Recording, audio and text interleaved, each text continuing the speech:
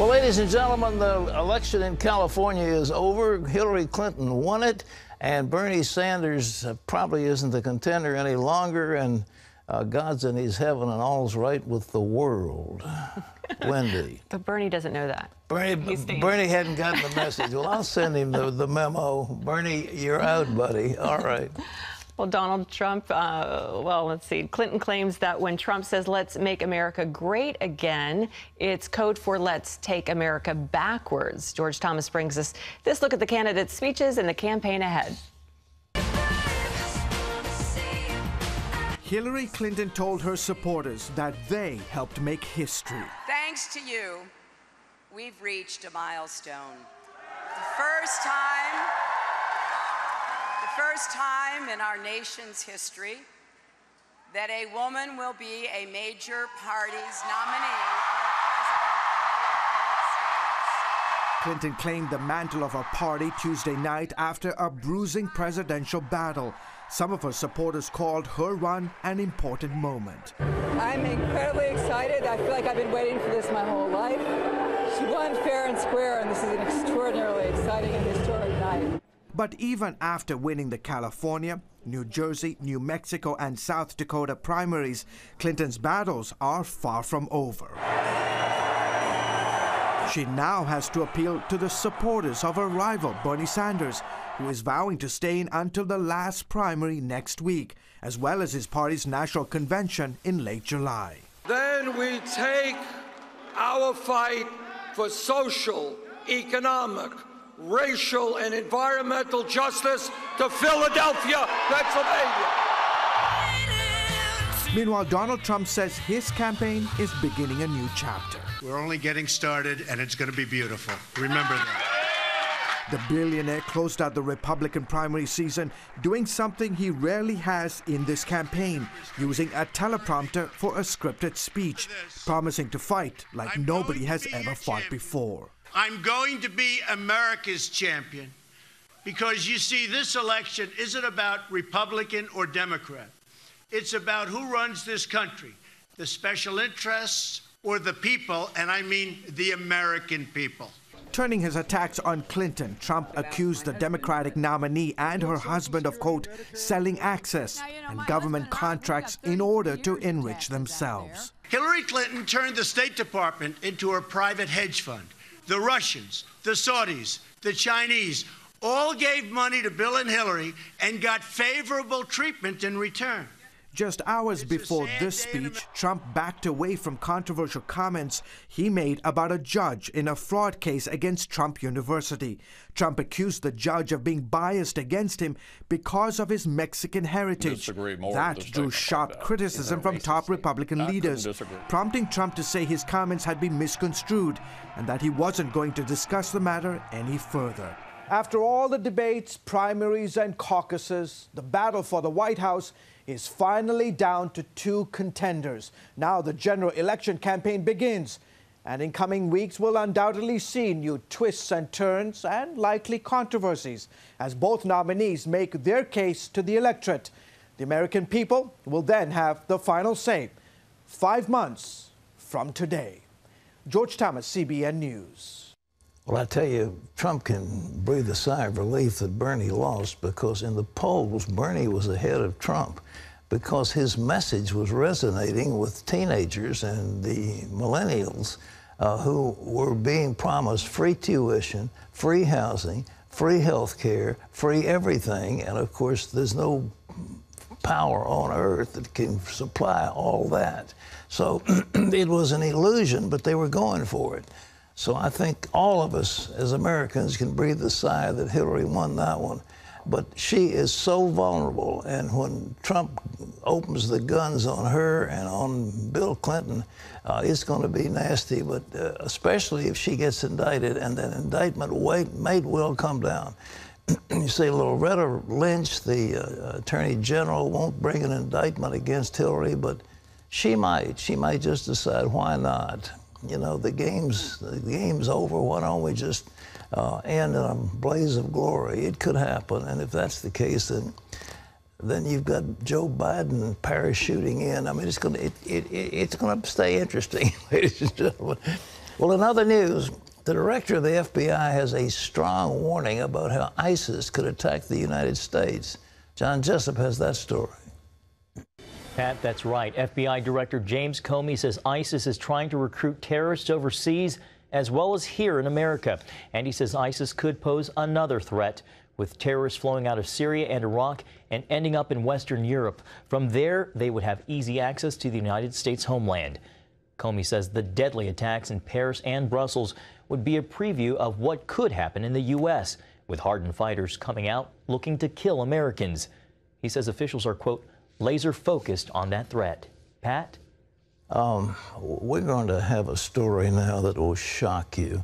It is so horrible, and these people of ISIS are so barbaric.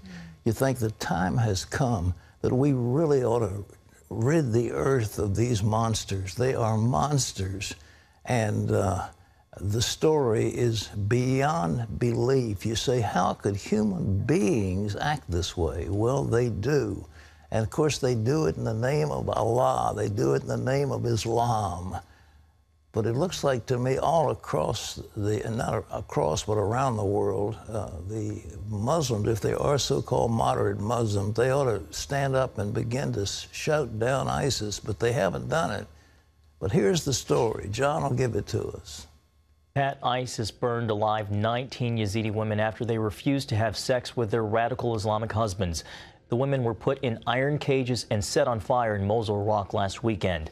The Syrian news agency ARA News reports that hundreds of people watched them die. The women were taken captive from northern Iraq back in 2014 and sold as sex slaves. The Kurdistan regional government says there are 1,800 women who are still being held captive by ISIS, and that some are even being sold on social media. Well, back here in the U.S., a Virginia transgender bathroom case could be heading to the Supreme Court. And if the case is taken up, the High Court's ruling could have national implications. The latest legal move comes after an appeals court refused to rehear the case of Gavin Grimm, a Gloucester County high school student. Grimm was born female, but now identifies as a male. A federal court ruled that the Virginia school discriminated against him after officials refused to let him use the boys' restroom. Now the Gloucester School Board is asking the Supreme Court to review the case. The decision, Pat, is on hold until the Supreme Court decides whether to weigh in. I am personally horrified. This is the greatest nation on the face of the earth, and we're spending our time worrying about whether little boys should go to little boys' bathrooms or little boys should go to girls' bathrooms. What an absurd thing. But that's how far these so-called progressives have taken us. They want to fight. They want some kind of a, quote, cause. This is our cause. We are out championing the little guy, and we will championing him or her, and if he thinks that he's a girl, then he's going to be able to take showers with girls. Can you imagine 19-year-old boys with all the parts that have been given them by nature getting into a shower with girls? I cannot. Do you think this should go to the Supreme Court, Pat? Well, it looks like they're the only ones that can settle it. What kind of a nation are we? We can't settle these things without having it taken to the highest court. It's absurd and mind-boggling when you hear stories about ISIS and what they're doing, and then here we are worried about this. Can you imagine? I mean, what would you think if you were in college and all of a sudden half the football team comes into your shower and so, well, we'd be screaming bloody murder. We'd be, you know, like, get out, you know? And, well, that's what you ought to do. And they, oh, no, we're transgender. Well, how do you know that? Well, we just feel it in our heart. There's no way you can verify this stuff. If they... Self-identifying. Self-identifying. Well, if they're voyeurs, I mean, now, I know that there's so-called family saunas in Europe where everybody gets in there together, men and women. There's no difference. But America is not exactly into that mold. We've been more Christian and more conservative, and it looks like we may be losing it. Here's the story. Pat, in other news, the Southern Baptist Convention says it lost more than 200,000 members last year. It was the 9th consecutive year of decline for the nation's largest Protestant denomination. Their membership now stands at 15.3 million. Executive Committee President and CEO Frank Page didn't put a positive spin on the numbers, saying in a news release, "God help us all. In a world that's desperate for the message of Christ, we continue to be less diligent in sharing the good news." Pat? What are your comments? Well, my comments are that the power of God is still very prevalent, and the denominations that are growing like gangbusters are those that are embrace the fullness of the Holy Spirit. The so-called charismatic churches, 600 million strong, on the way to 2 billion, the fastest growing religious movement in the world. That's where the action is, because God, by His Spirit, is moving. And I hope the people in the Southern Baptists will embrace the power of the Holy Spirit more perhaps than they have. But this is the biggest denomination out there. And I happen to be a member of it. So I wish the Southern Baptists well. John. Pat, it looks like the U.S. is losing the war on obesity, according to 2 new reports from the Centers for Disease Control. 38% of adults are classified as obese, as are 17% of American teenagers. Experts have repeatedly warned people who are obese have a higher risk of multiple serious diseases, including diabetes, some types of cancer, heart disease, arthritis, and Alzheimer's. And Pat, it seems no matter how much this problem is addressed, obesity only worsens in America. High fructose corn syrup. High fructose corn syrup. An expert some years ago said, I'll issue a warning of the terrible dangers that this substance is going to cause to the American people, and indeed it has. The corn lobby has many senators out of Iowa and the Corn Belt pushing for loosened regulations about the use of corn syrup in sweeteners. You see it everywhere, high fructose corn syrup. That is the cause of most of our problems. But it's all sugar, but this is the sugar thing that is getting to people. And there's some with junk science that say, well, it's no different from regular sugar. Yes, it is. It has a little different chemical component, but it triggers a desire from people to eat more. And this obesity thing is really out of control. Wendy, you're a health nut. You're not a health nut, but you stay healthy. Well, what's your secret? Well, I like it all, but I like healthy food. Like I had watermelon for breakfast. I try to eat seasonally, you know, if whatever's in the store that's seasonal, and bright colors, you know, and stay away from high fructose corn syrup because it's in everything. It's in all the processed foods. It's even in bread, even in things you wouldn't think that it's in. I like to make green drink. I like to experiment with smoothies. I'm not, I don't cook a lot, but like last night, I had fried oysters, so Well, oysters are good for you, I think. I think they are. I don't know. Got a lot of protein. But you know, I'm a bug. I was watching that PBS special some years ago, and I bought into what they were saying, that the key we need are micronutrients, and the micronutrients are found in those fruits that the flavorful, high-colored fruit like blueberries and strawberries and things like that, and nuts. All kinds of nuts. So I eat mixed nuts. This morning I had nuts, and I had blueberries, and I had a little bit of yogurt, and I had a little bit of kashi, and mixed it all together, and it fills me up for a whole day. Yeah. It also keeps me nice and slim. Nice and slim. Okay. Yeah. I also have learned that